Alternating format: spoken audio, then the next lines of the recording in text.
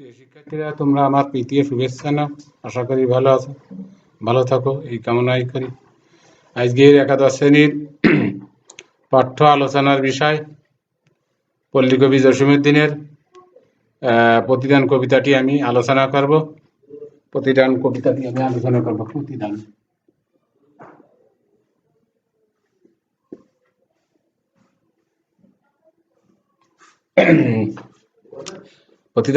আলোচনার আগে কবি পরিচিতি সম্পর্কে তোমাদের একটু দিক নির্দেশনা দেয়। পল্লীকবি জসীমউদ্দীন 1903 সালের 1 জানুয়ারি ফরিদপুর জেলার তাম্বলখানা গ্রামে জন্মগ্রহণ করেন। তার পিতার নাম আনসারউদ্দিন মোল্লা, মাতার নাম আমিনা বেগম।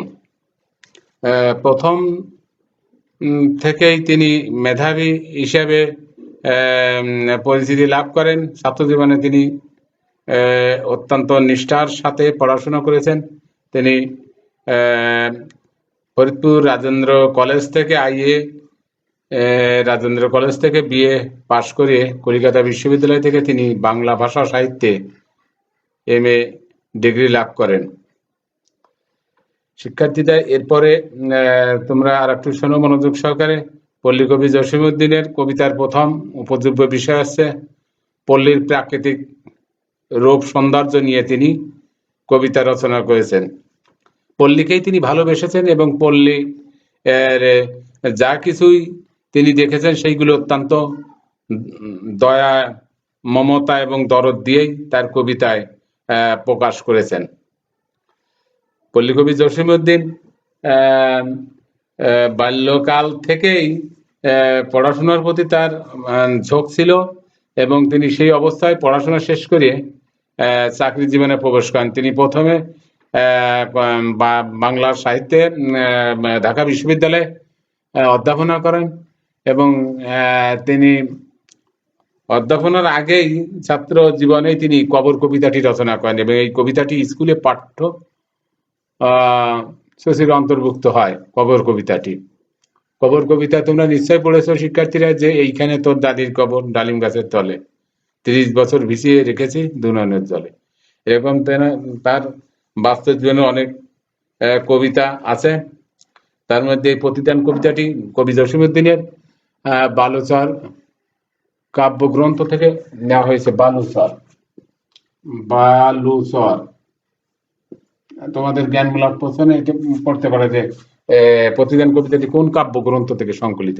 উত্তর করবে যে বালুচর কাব্যগ্রন্থ থেকে সংকলিত হয়েছে।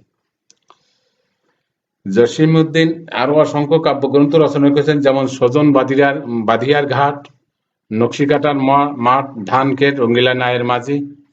এগুলো কাব্যগ্রন্থ রচনাগুলি বাংলা সাহিত্যে তিনি বিশেষ জনপ্রিয়তা অর্জন করেন। তার কবিতার প্রধান উপজীব্য আছে উপমা, শব্দচয়ন। এগুলোই পাঠককে বিশেষভাবে আকর্ষণ করেছে এবং এগুলোর ভিতর দিয়ে তিনি বাংলা সাহিত্য অমর হয়ে আছেন। তিনি অধ্যাপনা শেষ সরকারের অধীনে গণসংযোগ বিভাগেও চাকরি করেন। জসীমউদ্দীন 1976 সালের 14 মার্চ মৃত্যুবরণ করেন।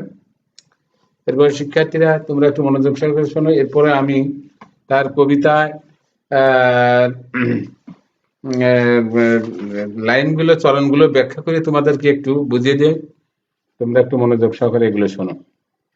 যেমন কবিতায় কি বলতে চাচ্ছে কবি, যে এখানে আমার এ ঘর ভাঙিয়া আছে যে বা আমি বাঁধি তার ঘর, আপন করিতে কাঁদিয়ে বেড়াই যে মোরে করেছে পর।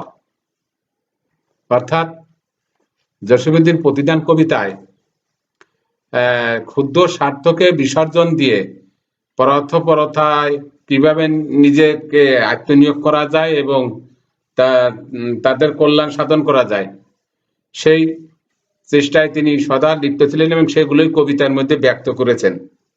কারণ কবিতায় ক্ষুদ্র স্বার্থকে বিসর্জন দিয়ে পরতার মধ্যেই যে ব্যক্তির প্রকৃত সুখ নিহিত এই প্রতিদান কবিতার মধ্যে, সে বিষয়ে আলোকপাত করেছেন। জীবনের সার্থকতা প্রকৃত নিহিত আছে পরের কল্যাণের মধ্যেই। তাই কবি প্রতিহিংসাপরায়ণ না হয়ে তার সাজানো ঘর যে ভেঙেছে তার ঘর তিনি আবার আপন করে দিতে চান, এবং সেই পরকে তিনি আপন করে তার ভিতর দিয়ে তিনি পৃথিবীতে কিভাবে সত্য এবং কল্যাণ প্রতিষ্ঠা করা যায় সে বিষয়ে তিনি এই কবিতার মধ্যে আলোকপাত করেছেন। কেননা তিনি ভালোভাবে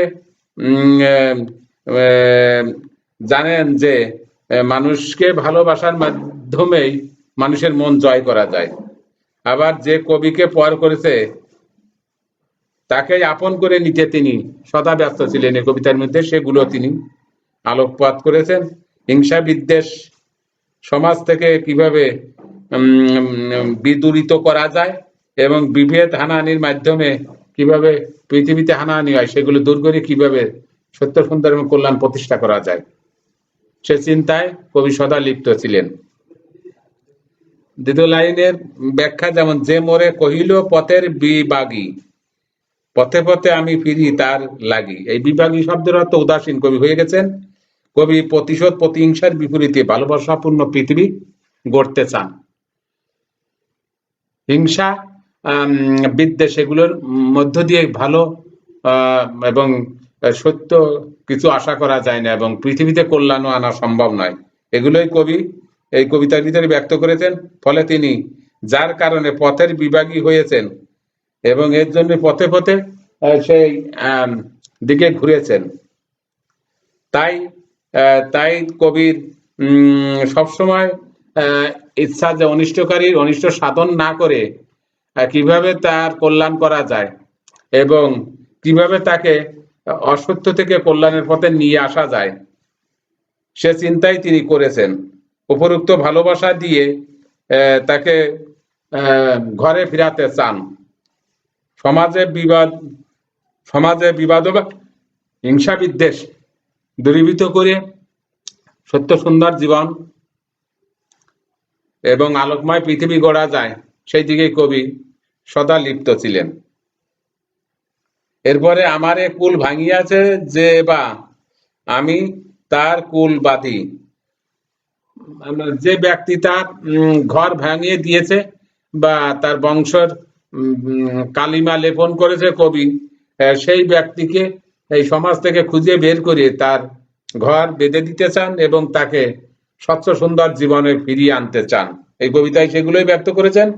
তাই কবির কুল ভেঙেছে যে তার জন্যই কবি সবসময় হতাশা ব্যক্ত করেছেন কিভাবে তাকে পথে আনা যায়, কিভাবে তার সঙ্গে মিলন বন্ধনে আবদ্ধ হওয়া যায় সেই ভালোবাসার মাধ্যমে কবি সেটাই চেষ্টা করেছেন। এভাবেই কবিতার অনিষ্টকারীকে কেবল ক্ষমা করেই নয় বরং প্রতিদান হিসেবে তার উপকার করার মাধ্যমে পৃথিবীকে সুন্দর ও বাসযোগ্য করে গড়ে তুলতে চান। যে মোরে দিয়েছে বিষে ভরা বাম আমি দেই তারে বুক ভরা গান। কবি যে কটু কথা বলেছে তার প্রতি হিংসাত্মক ভাষা ব্যবহার না করিয়ে কবি বুক ভরা গান দিয়ে ভালোবাসা দিয়ে আদর করিয়ে কবি তার সুন্দর ব্যবহারের মাধ্যমে তাকে সুন্দর পথে নিয়ে এসে পৃথিবীর প্রতি ভালো কিছু আশা করে কবি সেই ব্যক্তির ভুল ভাঙতে প্রত্যয়ী। কারণ তিনি মনে করেন প্রীতিপূর্ণ আচরণ পারে সুন্দর সত্য পৃথিবী গড়তে। মোর বুকে যে বা কবর বেঁধেছে আমি তার বুকে ভরি রঙিন ফুলের সোহাগ জড়ানো ফুল মালঞ্চ ধরি। অর্থাৎ এই লাইনের ভিতরে কবি বলছেন ফুলের মালঞ্চ বলতে ফুল মালঞ্চ বলতে ফুলের বাগান বোঝানো হয়েছে। কবি যে নিঃস্ব করেছে কবি তার বুকে ভালোবাসা দিয়ে পরিপূর্ণ করে দিতে চান। এজন্য তিনি তার অনিষ্টকারীর জীবন নানাভাবে ফুলের বাগান দিয়ে সাজাতে চান। কেননা তার মতে ভালোবাসাপূর্ণ মানুষই পারে সুন্দর নিরাপদ ও বাসযোগ্য পৃথিবী গড়তে। এভাবে জসিমউদ্দিন তার সাহিত্যে পল্লী কবি হিসেবে সামাজিক সমধিক পরিচিতি লাভ করেন। পল্লী জীবন তার কবিতার প্রধান উপজীব্য ছিল, কারণ পল্লীকে প্রথম থেকেই তিনি ভালোবেসেছিলেন। বাংলার গ্রামীণ জীবনের আবহ, সহজ জীবনের চিত্র তার কবিতায় অত্যন্ত মূর্তভাবে ফুটে উঠেছে। উপযুক্ত শব্দ, উপমা ও চিত্রের মাধ্যমে তিনি অসাধারণ প্রতিভার পরিচয় দিয়েছেন। তার প্রতিদান কবিতাটি গৃহীত হয়েছে কবির বালুচর কাব্যগ্রন্থ থেকে 1930 সালে, যা প্রকাশ লাভ করে। বাংলা কবিতার কাল পরিক্রমায় কবিতার যে যাত্রা শুরু হয় তা এই দশকের কবির মাধ্যমে পরিপূর্ণতা পেল। কবিতায় রবীন্দ্র বলয় ছিন্ন করার প্রবণতা, শূন্যতাবোধ এবং এর মধ্যে দিয়ে পল্লীর মাটি ও মানুষের কথা কবিতায় তুলে ধরেছেন সম্পূর্ণ একটি নিঃস্ব কাব্যধারা সৃষ্টি মনোযোগী আকর্ষণের মধ্য দিয়ে।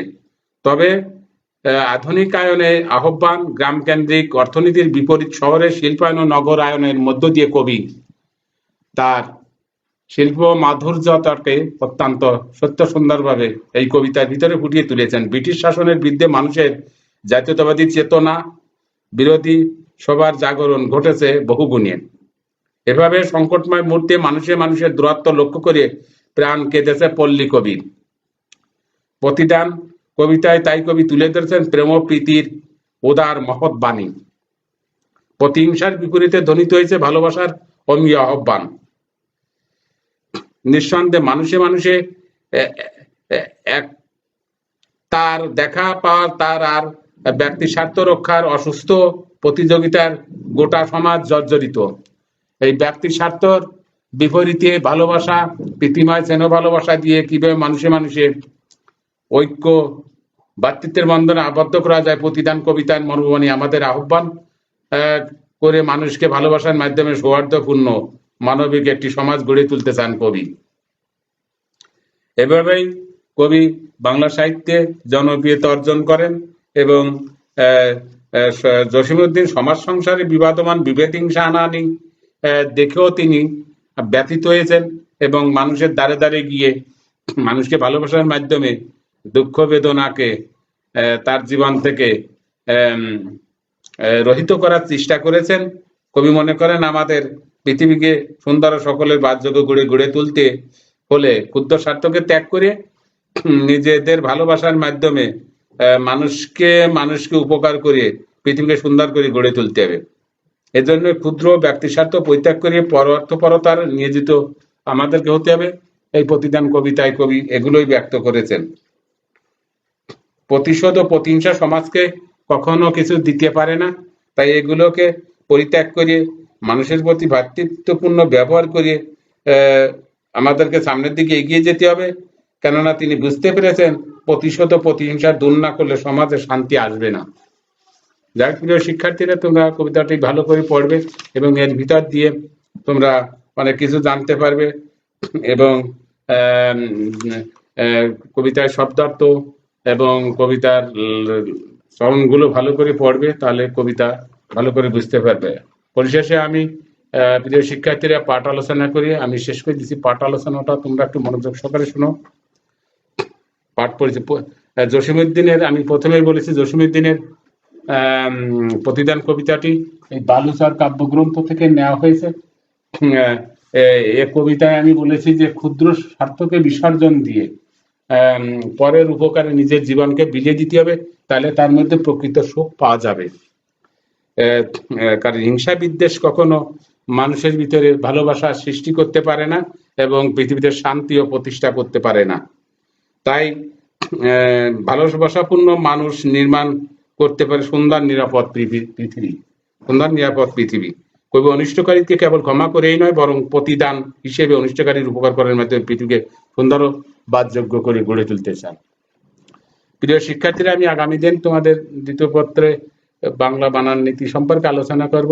তোমরা ভালো থাকো, সুস্থ থাকো, এই আশাবাদ ব্যক্ত করে তোমাদেরকে আবারও ধন্যবাদ দিয়ে আমি আমার পাঠ আলোচনা এখানে শেষ করছি।